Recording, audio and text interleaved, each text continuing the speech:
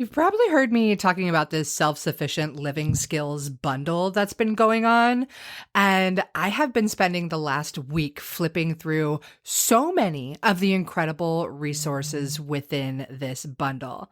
Now, I will say there's a lot. There's over 118 different ebooks and courses and lessons sharing incredible wisdom and knowledge with you so you can live off the land and you don't have to rely on this corrupt and broken system for everything for your family.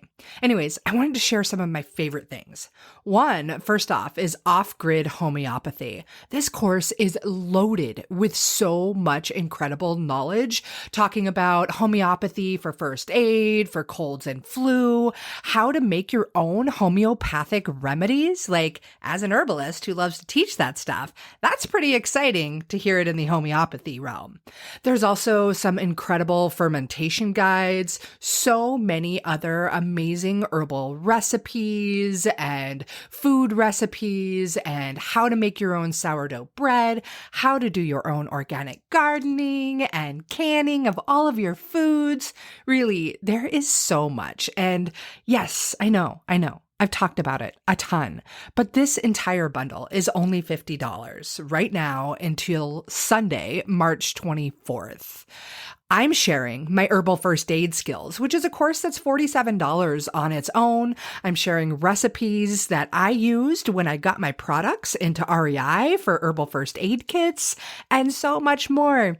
You'll have to check it out. I'm serious. Like, you can absolutely change your life with this bundle. So there is a link in the show notes for you, and I hope you check it out. I hope you take advantage. Don't worry, you don't have to go through everything right away. You can access everything for up to a year. Once you're in the course or have the download, it's yours for life.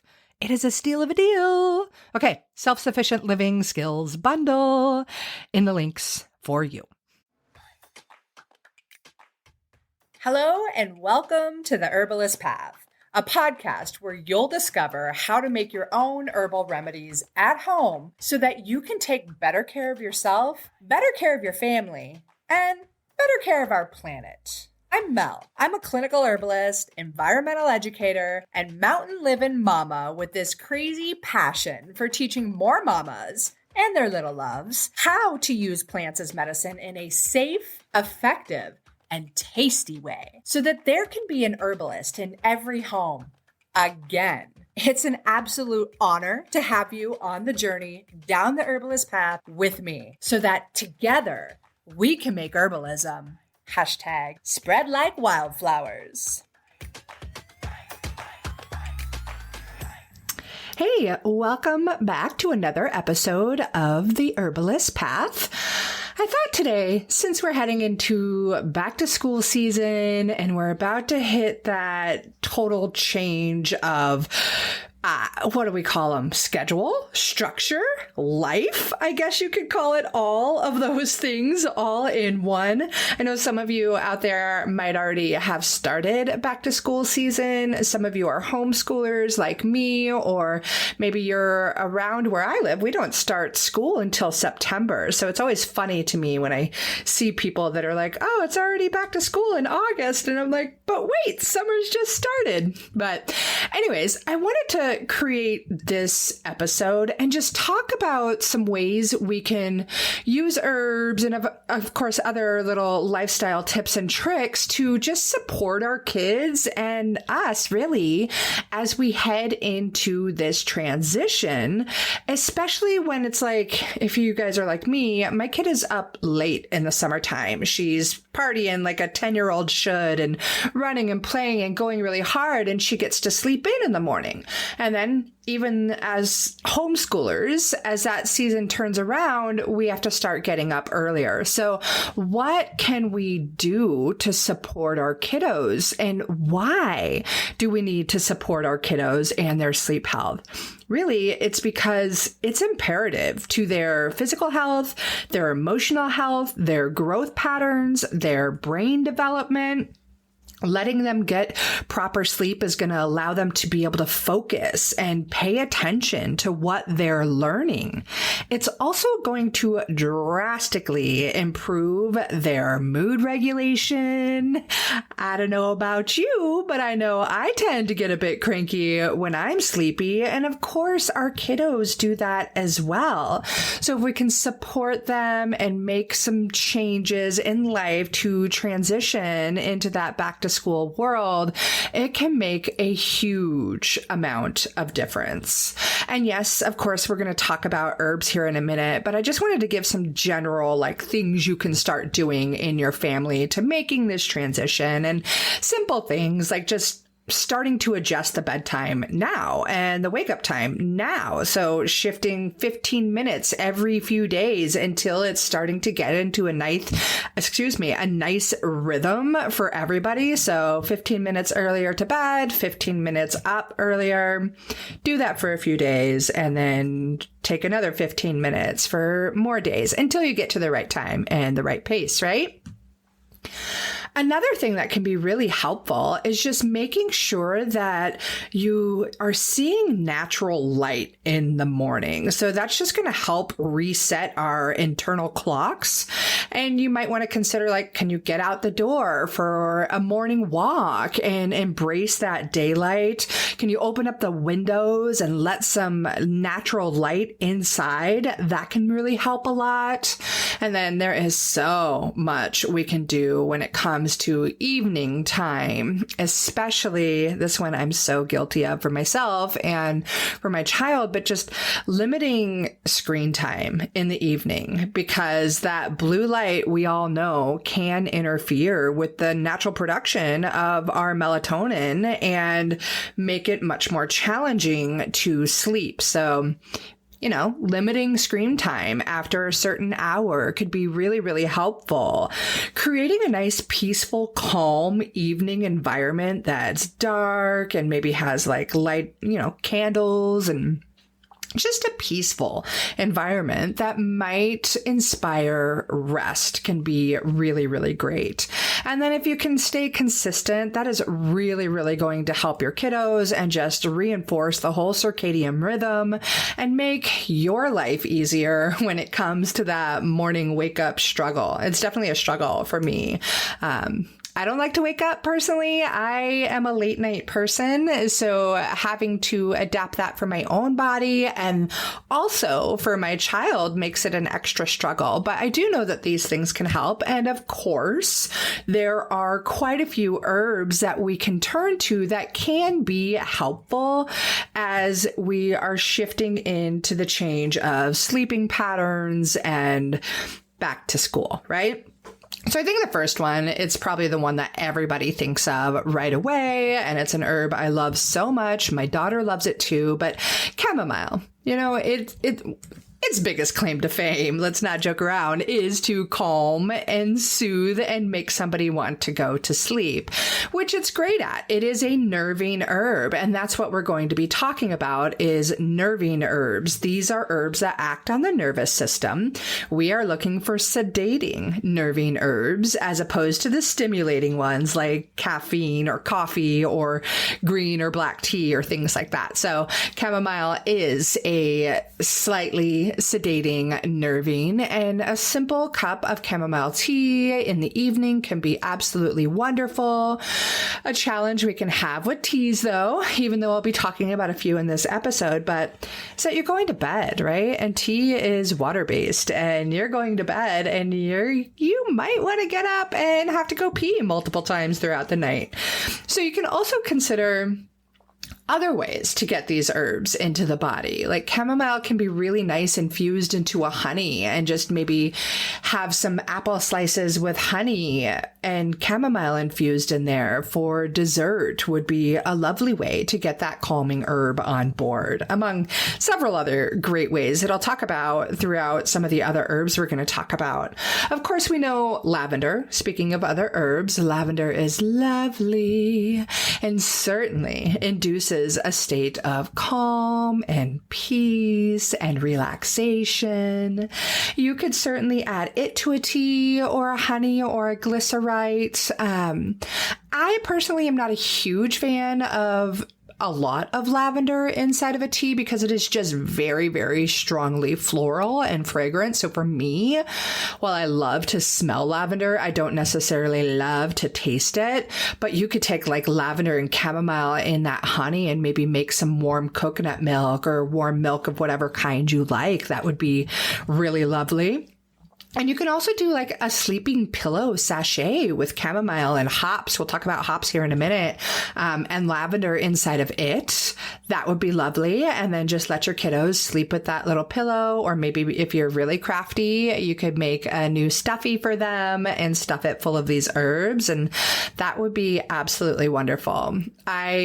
I'm not usually one to talk a lot about essential oils on this podcast because I really like whole plant medicine for a whole variety of reasons I won't even get into right now. But I do really appreciate lavender essential oil when it comes time to want to promote some sleepy time for kiddos. Another one that's nice and gentle and is generally pretty tasty to most kiddos would be lemon balm. It's a mild sedative. It is a relaxant. It is going to help just reduce stress and anxiety if there's any of that going on for your kiddos, and just make them feel a sense of calm among like a ton of other amazing medicinal benefits this lemon balm has for children.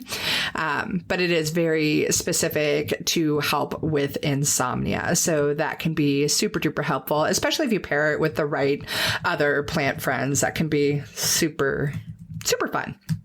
One plant friend I would not pair lemon balm with, but I would certainly suggest when it comes time to relax and find that state of peace is passion flower.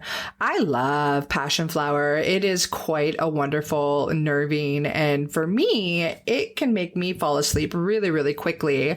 Other people may need to take a large amount of passion flower, but for some reason, it just hits me just perfectly. And I basically get like instant sedative effects from it. I'm like, oh, passion flower, sweet, good night. It's really, really nice for me.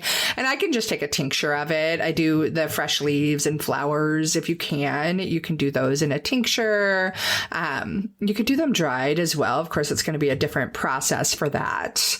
You can also have passion flower in a tea if you like, but then we run into that whole problem of like, oh, it's bedtime and it's time to go to sleep, but now I've got to pee all night. So what am I going to do? A little of both. Maybe you can hopefully be sleepy enough that you can wake up and kind of do that zombie trip to the bathroom, or your kiddos can. That might be nice. So another herb that is really, really helpful and I love for kiddos when it comes time for sleepy time is California poppy. And it is really, really wonderful and just going to do a great job of helping kids and adults alike just find that calm and be able to sleep quite solidly, which is obviously really, really nice. California poppy, it's so beautiful and it can be so abundant in so many places. I love it when it's in a super bloom and I get to see all those photos. It's just absolutely stunning. But you do want to be aware of like dry California poppy because it'll start to decrease in its medicinal potency after about 3 months or so. So ideally, you're able to gather some of it fresh or support another herbalist that has been able to gather it fresh and make a tincture or a glycerite out of it. That's always so fantastic. And the kiddos are really going to love a glycerite of California poppy because it's going to be sweeter. So long as you make it right and, you're not introducing mold and any of that kind of stuff. So that could be a really, really great ally to have on hand. And then another one that maybe you'd think of, maybe you wouldn't, but it is a very, very, very popular plant among so many adults. Hops. Hops, the same stuff that goes into beer, are really, really wonderful for their sedative effects. Actually, I believe that is why beer was created with hops, was to calm the maniacs down a little bit. So that can be another great ally. The problem with hops is it is very bitter. So if you think like a super hoppy IPA, I find them to be absolutely repulsive. Some people absolutely love them. There's no doubt about it. They are extremely bitter though, and you will taste that bitterness if you try it in a tea. Like, good luck covering up hops tea. So that's another one that I would want to do as a glycerite if I were giving it to kiddos, because it's, even as that sweet syrupy glycerite is so lovely, it's still going to be bitter with hops. So you could also consider like having hops capsuled or something like that if your kiddos are just refusing. This is another case where honey can be really, really beneficial. A lot easier to get your kiddos to take the hops and to chillax to the max. So yeah, just getting in those habits, creating those routines, finding your herbal allies that work well for you and for your kiddos. If you want to start having like herbal tea time in the evening, maybe like right after dinner, you have some nice tea and you put some chamomile and some lemon balm and maybe some passion flower in there. That could be a lovely ritual to get into, especially if you bring about some other calming activities and you're not sitting in front of the screen. Maybe if you guys meditate together, that's a great time to do that, or do some calming stretches or yoga or something like that in the evening. It's still, actually, we're heading into like the hottest days of the year here in Oregon. So you could even incorporate some of these herbs into popsicles and make that dessert, but yet it's this calming dessert that's filled with nourishing foods and berries and greens and things like that. That could be a really, really great way to get these herbs into your kiddos and to just support the transition into the back to school season and making sure that sleeping happens not at 11 o'clock at night, but maybe 8 or whatever bedtime is for you guys in your family. So hopefully this quick little episode and these little tips are helpful for you, especially if your kiddos struggle with sleep or you struggle with sleep. If it was helpful for you, I would love to hear back from you, what your thoughts are on some of these herbs, or if you have used them yet or not. And if you think somebody else needs to hear this episode, please share it with them so we can make herbalism spread like wildfire. And thank you again for tuning in to another episode on the Herbalist Path. I hope you have an absolutely magnificent week. Bye.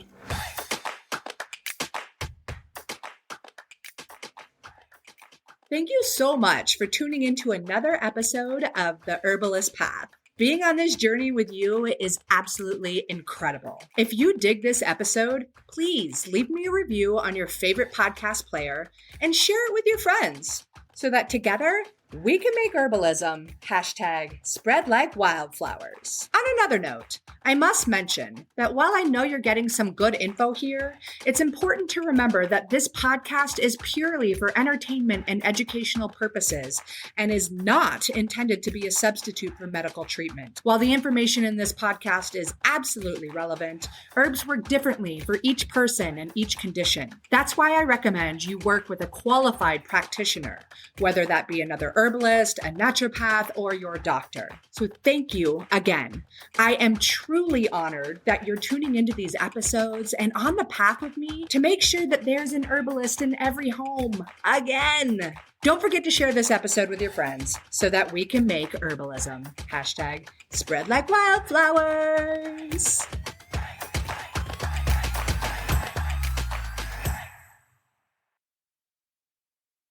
It has been so much fun and so, joyous watching all of my medicinal plant friends popping up in my garden, from the elecampane to the comfrey and the arnica. I love seeing these friends pop up. And if you are still trying to decide what to grow in your medicinal herb garden, you've got to grab my guide. It's all about the most essential herbs that every mom should know and should grow. So I teach you how to grow them and the many different ways that you can use them. If you want to grab the guide, go ahead. It's free, and I'm pretty sure you're going to get a lot of delight and use out of it. And there's a link to it in the show notes. I'm wishing you tons of happy medicine planting.